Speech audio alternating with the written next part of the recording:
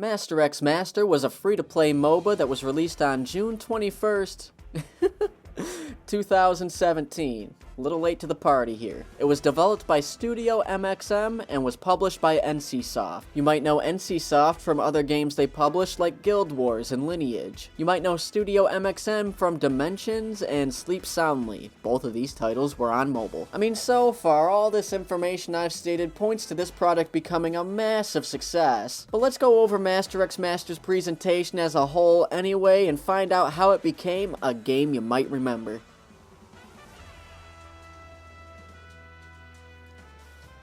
The first whispers of Master X Master was in an article on Engadget saying how it was being beta tested in South Korea. This article came out on October 13th, 2014. See, that switches things up a little, right? This game's older than you thought. But, seeing as how I live in a Western continent, I'm going to focus primarily on the NA/EU versions of the game. The reveal trailer for Master X Master came out January 27th, 2016, which made the game look more than a Doom ripoff than anything else. But later on May 26th, there was a kickoff tournament that had a celebrity match between Voyboy and Angry Joe. This allowed people to actually see how the game was played for the first time, aside from their Meet the Masters series, which was their version of a champion spotlight. This event was probably also used to show how a tournament would be broadcasted, kind of like how TV shows have pilots. The commentators were enthusiastic, with a decent amount of knowledge of the game considering it was so early in development, but I gotta hand it to Angry Joe because he came home with an easy 3-0 victory and would continue to promote Master X Master in the future, as would many other YouTubers as the release date got closer. MxM started its series of closed alpha tests in 2016, each of which they gave thousands of keys to popular sites. The first key giveaway I could find was hosted by Polygon on June 23rd, but by the third alpha test it seemed like most big-named MMO sites were offering free key giveaway promotions. I personally found out about this game in February of 2017 because of Tungle, and trust me, this is by no means a sponsorship. See, Tungle has this obnoxious pop-up advertisement that you can't close for a period of time, and not only is it unavoidable, but it makes the whole client run slow while the video loads, and Master X Master would be advertised constantly in this pop-up. So eventually, after seeing it about 10-15 times, we decided to give it a try. Anyway, an extended closed beta ran in April 6th of 2017 and continued until April 27th, but on June 21st the launch trailer came out, and all that marketing must have paid off because it got millions of views. People were definitely showing interest in this game, which is great because, as stated previously, June 21st is the day that the game was released. Let's get something straight, alright? First of all, this ain't your grandfather's run-of-the-mill MOBA, okay? First of all, you move with WSAND instead of that point-and-click system that the old geezers at the nursing home are used to. But don't worry, we left those ancient controls in for the baby boomers. Plus, you could jump, which automatically makes your game 15% better than games that don't allow you to jump. But here's the kicker, alright? This is the money shot. You get to use count 'em, two characters. Such innovation has never even been considered in gaming beforehand.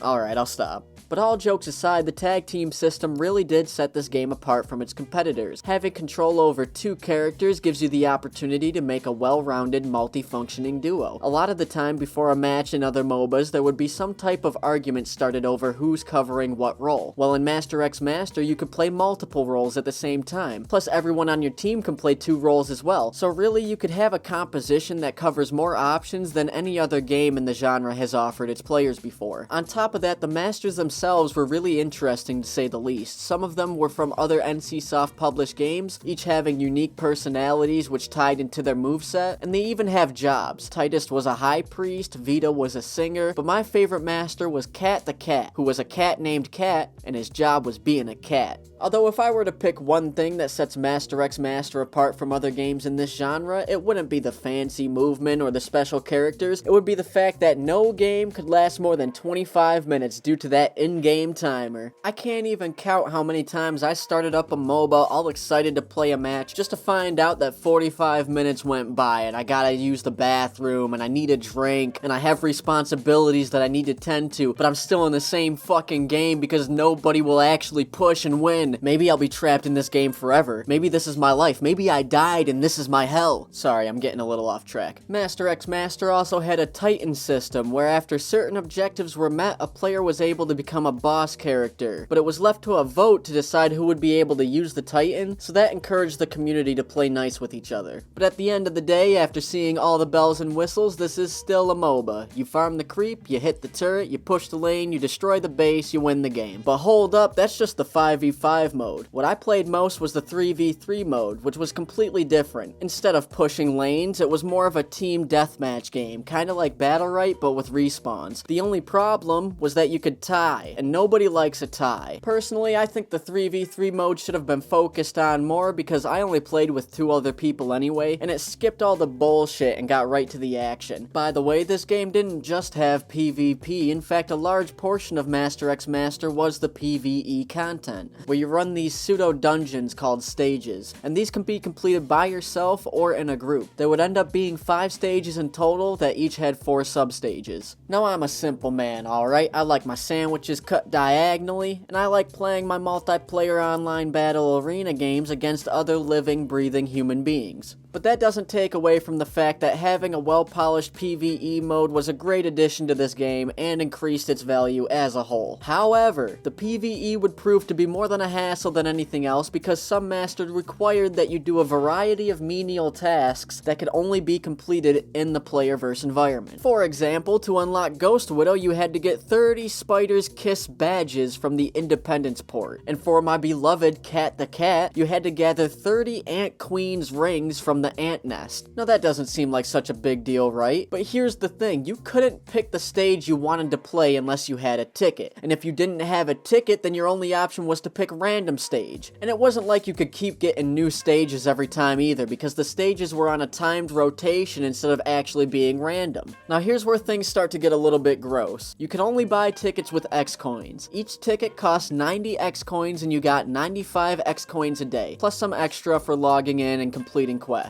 Which means a free player would get 1 single stage a day of their choosing, and if they were really frugal, they can maybe get 1 or 2 extra tickets a week. But make sure you also saved up the 40 X coins to get a life charger, because if you didn't have a life charger, then you couldn't respawn, and if you died before the stage was over, then you wasted your ticket and you're fucked. But don't worry, you could bypass all of this by buying X coins with real money. They were about $5 for around 1,000 X coins. You could also use X coins to unlock a character, but of course they all cost different amounts, ranging from way too much to holy shit guys, you clearly think I was born in a different tax bracket. Oh, and I almost forgot about Soul. Soul is another currency you could use to buy some masters, but assuming you log in for 30 days straight and complete all of your weekly missions, you could only get around 7 Soul a month, which is enough for some masters, but once you bought all the cheap ones, that 7 Soul a month just won't cut it anymore. So when being presented with the fact that to unlock a character in this game, you had the choice of A, grinding PvE until meeting the necessary requirements while spending what little money you got on tickets to choose the stage and actually complete the task, B, consistently log in anywhere from 1 to 4 months to get enough soul, or C, opening your wallet, I can understand why people would get the impression that MxM was a little pay to progress. It's by no means the worst cash shop I've ever seen in a free-to-play game, but you either have to fully embrace the grind or throw down some cash. And don't even get me started on nodes. Alright, I know I'm being harsh on this game, but I also have to talk about the lobby system. I get what they were going for, but in literally every lobby I was in, there was at least 1 or 2 guys following people around spamming taunts. And this was so common that the first thing I remembered about my experience with MxM is waiting for a match and hearing these loud, obnoxious phrases repeated over and over. And you didn't even have the option to mute them until patch 1.3. And speaking of patches, this game wasn't out long enough for there to actually be a lot of changes, but the major patch that everyone likes to talk about is 1.3, and oh boy, it did not go over well. Which shouldn't be surprising, because even the small improvements hidden in this patch are followed by larger changes that no one wanted. Here's an example. They were getting rid of the overheat mechanic, which was a good decision because it was pretty flawed to begin with. All overheat did was make it so you couldn't constantly auto-attack. The problem is that you could easily bypass bypass it by clicking repeatedly to attack instead of just holding the button down. Although, being that overheat was on its way out, they decided to nerf pretty much every single auto attack in the game, and I don't fully understand that decision, because if everyone is nerfed, then that just raises the overall time to kill. But that's just me nitpicking, honestly, because the real problem with this patch had to do with the actual progression of your account. See, they tried buttering up the players, saying that they're gonna get some extra EXP boosts, but then they say once your account hits level 15, the experience required to gain levels increases significantly. And if that makes you feel some type of way, then check this shit out. They reduced the amount of X coins you get from PvE by a whopping 54%. On top of that, replacing all the X coins you get from daily missions with experience points. After all was said and done, the possible monthly income of free-to-play accounts was reduced by a whopping 10,000 X coins. Something I neglected to tell you earlier was that if you wanted to play a stage on master difficulty, you used to have to spend soul, which was a pain in the ass to get. But after patch 1.3, it only cost 3,000 gold, which, you know, sounds like a good change and everything, but you only used to get around 300 gold per match. So you still had to play 10 games of 5v5 just to play one stage on nightmare difficulty. And I understand what it's like to play a game and enjoy it enough that the grind isn't a hassle. But Master X Master was not one of those games. It made you grind everything, and in a specific order no less, because you couldn't get the Master without the PvE, but you had to play the PvP to unlock the kind of PvE required, and then you had to wait if you didn't have enough X coins, and if you spend all your X coins on tickets and respawns, then there's no way you'd be able to save enough to buy the other Master you planned on getting with the fucking X coins. Playing this game was like working 2 jobs and still living paycheck to paycheck, and that's kind of funny, because the only way to stop that feeling was to spend your whole fucking paycheck on this game. And the sad part is, this is still nowhere near the worst cash shop I've ever seen. A major complaint that was overlooked was the latency issues. It would be rare to join a game with less than 150 ping, which proved to be more than some players were willing to deal with. And with a steadily declining player base and matchmaking queues getting longer, people started pointing out that since release there hasn't been much marketing. I'm assuming that their advertisement budget was spent entirely on pre-release sponsors. And by the time patch 1.3 came out, the community wasn't angry, it was disappointed. On November 16th, 2017, NCSoft announced that Master X Master would be shutting down on January 31st of 2018, making this game's total lifespan just over 7 months. Now, I've talked a lot of shit about this game, but I will give credit where credit is due, because they really made sure that everyone was able to enjoy the short time they had left with MxM. Everyone got 500,000 X coins and the ability to play whatever stage they wanted, but most importantly, they fully refund all of the money that people spent from August 30th until the day of the shutdown notification, which kinda leaves out the people most excited about the game, being that they were willing to put down the money right at release, but nevertheless, I still praise them for having some class and choosing not to run away with all the cash in their pocket. There was even a farewell tournament. In spite of the fact that there were great ideas in Master X Master, it came out way too late and it was branded to the wrong crowd. Instead of throwing this game into the ocean to compete with big names in the 5v5 MOBA genre, they could have been a large fish in a small pond by focusing primarily on their 3v3 mode, which is easy to say in hindsight, but it's all too often that companies will choose to ride a wave instead of looking out for a new one. And while I don't think this game is watered down, it definitely made free players feel like serfs. By the way, I hope this aquatic monologue is making you moist.